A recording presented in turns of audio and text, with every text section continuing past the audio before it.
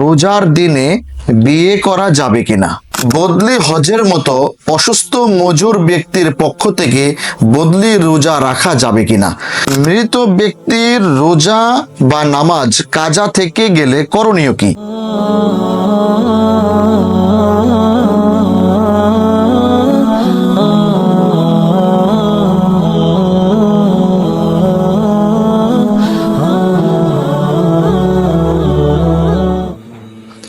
আসসালামু আলাইকুম ওয়া রাহমাতুল্লাহি ওয়া বারাকাতুহু। আলহামদুলিল্লাহ ওয়াসসালাতু ওয়াসসালামু আলা রাসূলিল্লাহ ওয়া বা'দ।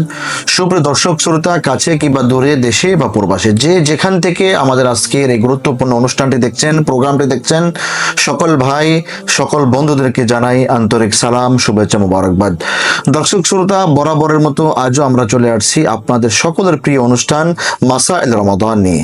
মাসাইল রমাদানের এই পর্বে আপনারা গুরুত্বপূর্ণ আলোচনা এবং প্রশ্ন উত্তর পাবেন ইনশাআল্লাহ।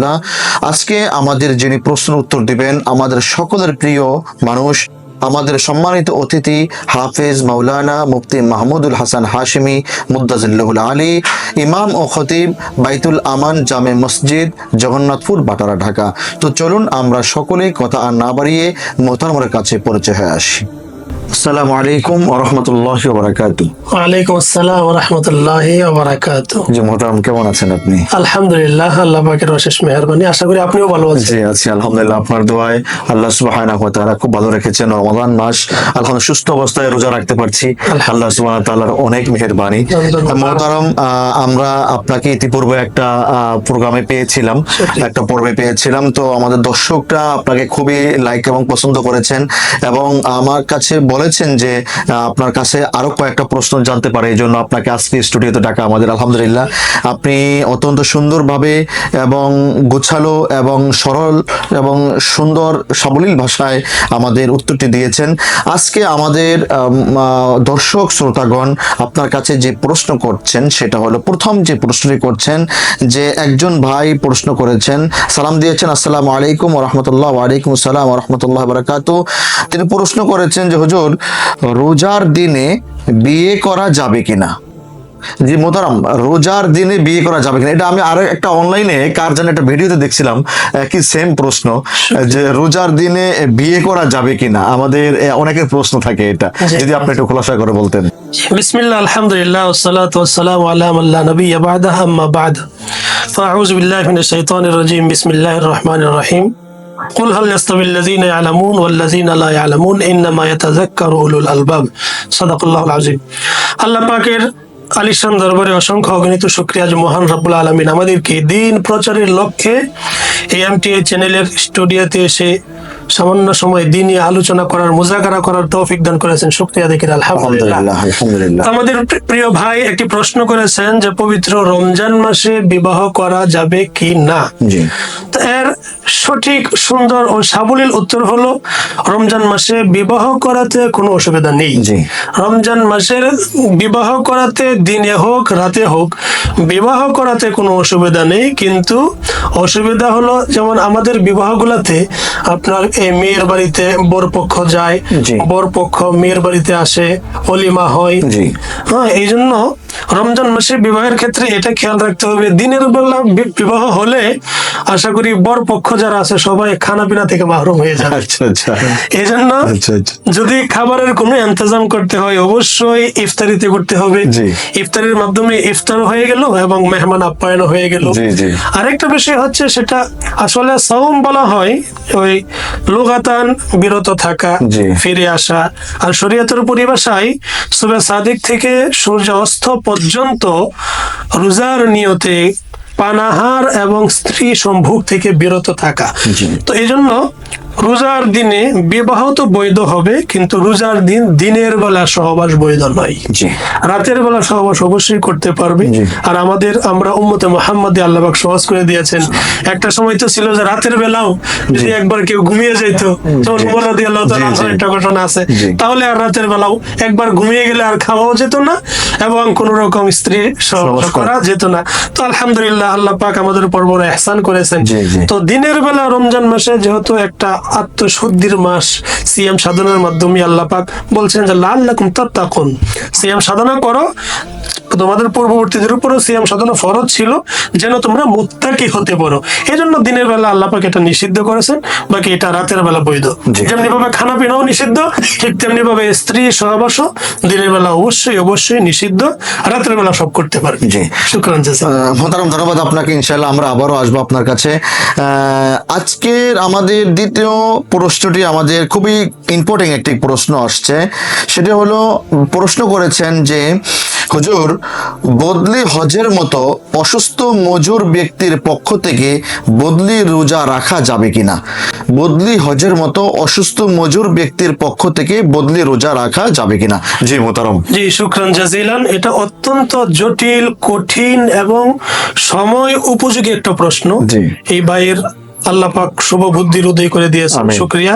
আল্লাহ পাক তারই মেধাকে দিনের জন্য কবুল করুন।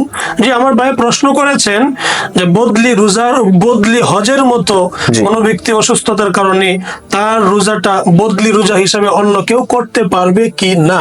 জি। তো এখানে আসলে এই মাসলাটা কিয়াসি মাসআলা যদিও, কিন্তু এখানে হজের উপর কিয়াস করে রোজাকে এভাবে রাখা যাবে না। অন্য ব্যক্তি যেমন বদলি হজ করতে পারবে, ঠিক। জি। একজন ব্যক্তি অসুস্থ মাজুর, এই জন্য সে হজে যেতে পারতেছে না, তার হজটা অন্য কেউ করতে পারবে। কিন্তু একজন অসুস্থ ব্যক্তির রোজা অন্য কেউ করতে পারবে না, বরং সে যতক্ষণ পর্যন্ত সুস্থ না হবে এভাবেই থাকবে। সুস্থ হওয়ার পর জি। সে অবশ্যই সেই রোজাটা তার পালন করতে হবে। জি। যদি তার সুস্থ হওয়ার আশঙ্কা থাকে, তাহলে সুস্থ হওয়ার পরে সে এই রোজাগুলো যতগুলো রোজা তার অসুস্থতার কারণে এমনি ভাবে তার ভেঙে গিয়েছে, সবগুলো রোজা সুস্থ হওয়ার পরে অবশ্যই কাজা আদায় করে নিতে হবে। কিন্তু যদি তার অসুস্থতা থেকে সুস্থতার দিকে ফিরে আসার কোনো অবকাশ না থাকে, সেক্ষেত্রে ফিদিয়া দিতে হবে। যেটা আল্লাহ পাক পবিত্র কালামে পাকের সূরাতুল বাকারার 184 নম্বর আয়াতে কারিমার মধ্যে বলছেন, ওয়া আলাল্লাযিনা ইউতিকুনাহু ফিদিয়াতুন তুআমু মিসকিন। আর যারা দুর্বল, অসুস্থ, মাজুর হয়ে গেছে, চিররোগে আক্রান্ত হয়ে গেছে, সুস্থ হওয়ার মতো কোনো উপায় বা সুযোগ নেই, ডাক্তাররাও বলতেছে না যে আর কখনো সুস্থ হবে না, সেই ক্ষেত্রে তার জন্য ফিদিয়া আদায় করতে হবে। আর ফিদিয়ার বিষয়টা একেবারে সহজ, মানে এক একটা রোজার জন্য এক একটা ওই সদকাতুল ফিতর যেটা ছিল ওরকম ভাবে আদায় করে দিলেই তার রোজা আদায় হয়ে যাবে। জি মোহতারাম, ধন্যবাদ আপনাকে। খুব সুন্দর, আলহামদুলিল্লাহ, আপনি সুন্দর উত্তর দিয়েছেন। আমরা আজকের পরবর্তী প্রশ্ন চলে যাচ্ছি এবং আজকের পর্বের শেষ প্রশ্ন করেছেন যে হুজুর, মৃত ব্যক্তির রোজা বা নামাজ কাজা থেকে গেলে করণীয় কি? মৃত ব্যক্তির রোজা বা নামাজ কাজা থেকে গেলে করণীয় কি? জি মোহতারাম। এটা ওই মোটামুটি আগের প্রশ্নের উত্তরের মতো এই উত্তরটাও হবে। জি। যেমন কোন ব্যক্তি যদি হঠাৎ মৃত্যুবরণ করে, তার জিম্মায় যদি কাজা নামাজ থেকে থাকে, তার জিম্মায় যদি কাজা রোজা থেকে থাকে, ওই আগের উত্তরের মতোই হবে যে তার পক্ষ থেকে তার যারা আওলাদ সন্তানাদি রয়ে গিয়েছে তাদের জন্য জরুরি হলো তারা যেন তাদের মৃত আত্মীয়র পক্ষ থেকে তারা যেন ফিদিয়া দিয়ে দেয়, যেটা সূরাতুল বাকারার 184 নম্বর আয়াত আমি একটু আগে যেটা পাঠ করেছিলাম, ওয়া আলাল্লাযিনা ইউতিকুনাহু ফিদিয়াতুন তুআমু মিসকিন। এই ক্ষেত্রে আরেকটু সতর্ক হলে ভালো হয়। ফিদিয়া দিতে গিয়ে মানুষ একটু টাল বাহানার শিকার হয়। যেন অনেক জায়গায় এমন কাউকে দেয় এই ফিদিয়াটা, দেখা যায় যে এই ফিদিয়াটা আর ফিদিয়া হিসেবে আদায় হয় না। দেখা গেছে আত্মীয়দের মধ্যে এমন একজন আছে যাকে সমাজের মানুষ তাকে গরিব হিসেবে জানে, আত্মীয় হিসেবে, সে তো গরিব মানুষ, তাকে দিলে আর সমস্যা কি, তাকে দিয়ে দিই। অথচ প্রকৃতপক্ষে শরীয়তে তাকে এই ফিদিয়ার অর্থটা গ্রহণ করতে নিষেধ করেছে। এই জন্য এই ফিদিয়া দেওয়ার বিষয়টা অত্যন্ত চৌকান্ন থেকে, সতর্ক থেকে এমন একজন ব্যক্তিকে আদায় দিতে হবে যেন এমন ব্যক্তি ওই টাকাটা ভোগ করার পরে যেন পরিপূর্ণভাবে ওই মৃত ব্যক্তির পক্ষ থেকে ফিদিয়া আদায় হয়েছে বলে গণ্য হয়। জি মোহতারাম, জাযাকাল্লাহ আপনাকে। আমাদের স্টুডিওর পক্ষ থেকে আপনাকে ধন্যবাদ। খুবই গুরুত্বপূর্ণ প্রশ্ন উত্তর দিয়েছেন আপনি। সম্মানিত শ্রোতা এবং দর্শক যারা আছেন সবাইকে আমি বলবো, আমরা যারা MTI চ্যানেল থেকে আমাদের পেজ থেকে যারা আমাদের আজকের প্রোগ্রামটি দেখছেন সকল ভাই সকল বন্ধুদেরকে বলবো অবশ্যই শেয়ার করে দিবেন, যাতে করে মুসলিম উম্মাহ এখান থেকে কিছু জানতে পারে, শিখতে পারে। এবং আপনি যদি এটাকে শেয়ার করে দেন, একটি কোরআন এবং হাদিসের নির্যাস যে ফিকহি মাসালাগুলা আমরা যা আজকে আলোচনা করলাম, আমাদের স্টুডিওর পক্ষ থেকে আপনারা শুনলেন, উপভোগ করলেন। আশা করছি আপনারা যদি শেয়ার করে দেন, আপনারা সদকা জারিয়ার সওয়াব পাবেন ইনশাআল্লাহ। আগামী পর্ব দেখার আমন্ত্রণ জানিয়ে আপনাদের সকল থেকে বিদায় নিচ্ছি। আসসালামু আলাইকুম ওয়া রাহমাতুল্লাহি ওয়া বারাকাতুহু। ওয়ালাইকুম আসসালাম।